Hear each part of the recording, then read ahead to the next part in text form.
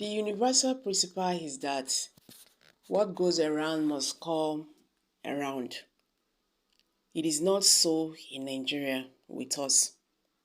When what goes around, it does more than coming around as it makes its return trip. It comes around, grounding us, leveling us, merging us with the mirror mob. That has been our history and instant. Welcome back to Prospects Channels TV. Thank you for this coming out here. If you're just joining us, please kindly subscribe to this channel and don't forget to give us a thumbs up. We create institutions and leaders from this back and front process to form an endless circle of vulnerable links in governance that remind us of the late poet Christopher Okigbo. An old star departs, lives up here on the shore, gazing heavenward for a new star approaching. The new star appears for shoulders, it going before a going and coming that goes on forever. That is part of thunder. He's a villainous star, a kind of dart, gives short-lived joy to the home where it surfaces at birth.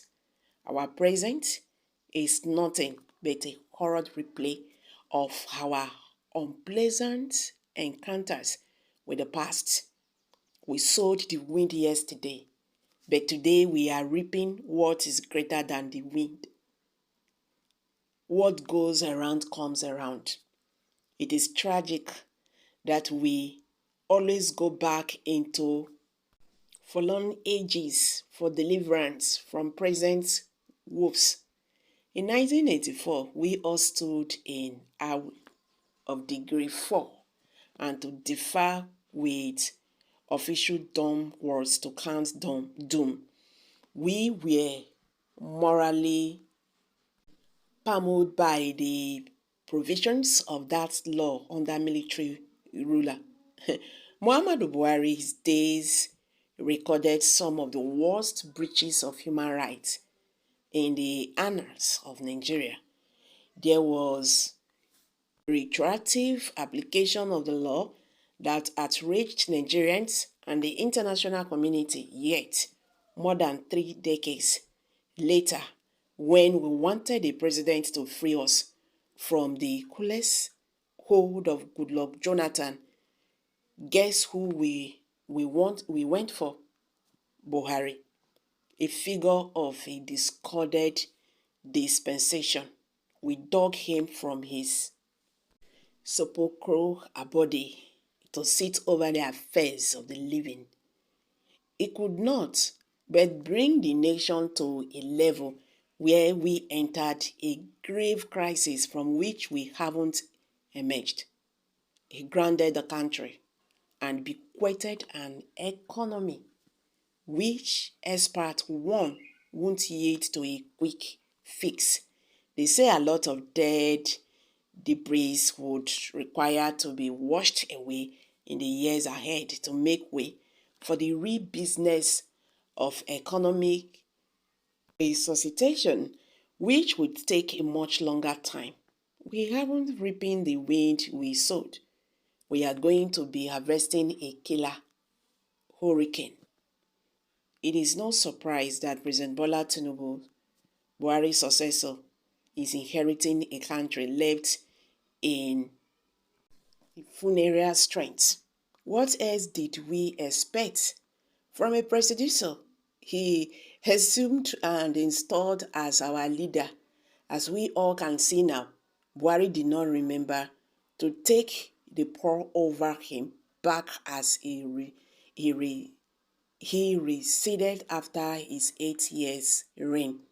It is still with us, overshadowing the entire land of the living. Tinubu is also under the guidance of Okigbo's core star, is planting seeds, setting to grow into labyrinthine forests with the potential to grow earths into the years to come. He is throwing free cash at challenges that emerge when, according to experts, he could use this money to address long-term needs of the poor instead of the wants of the moment.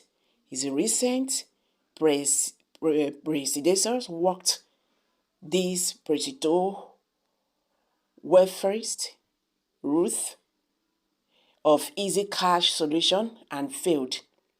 Their words, or is nothing to show for the billions they have spent. This approach is set to inject more multidimensional puree into the system as reviewed by local and independent international figures. First, what does the National Bureau of Statistics say? The body issued a report late in 2022 when he said the number of compatriots living in poverty stands at 133 million. This is 63% of the country's population. There was no indication of any impact of the various levels of the direct cash interventions initiated by the successive governments. Now the World Bank, in its recent publication, says extremely poor people in Nigeria has increased from 95 to 104 million again. Nothing to reflect the raw money the authorities claim they are giving the poor. So why would Tinubu play the same unprofitable part? Why must he apply the same unprofitable part? That is the question. Is it because he is tragically trapped in Nigerians' halfway capitalist frame that promotes the deployment of capital, raw cash, to tackle the needs of the indigent masses, from which he could not free himself? Otherwise, why not address these issues by applying the massive funds under the watch to build critical infrastructure, schools, along with free education for at all levels, health centers, modern roads, employment, generating agro ventures into the rural regions, aggressive human capital building projects, etc. Ready or created money in my pocket or in my bank account won't bring about these fundamental changes in the policy. Rather, it will lead to individualistic misadventures and illustrious perceptions of prosperity, while the government will assume is pushing popular interest. It would wake up at the end of the day to face the acute mass misery, hunger, depression, inflation, and poverty among those we pretend we want to help. We seem not to be decoding these 5 words maximum. What goes around comes around. So guys, I beg, una dey see the matter so. Nigerian government, military, and civilian, whatever, have trodden this predictable trajectory, have trodden this, okay, as our leaders step into office, we hail them and proceed shortly to the next stage of hauling them into our laps.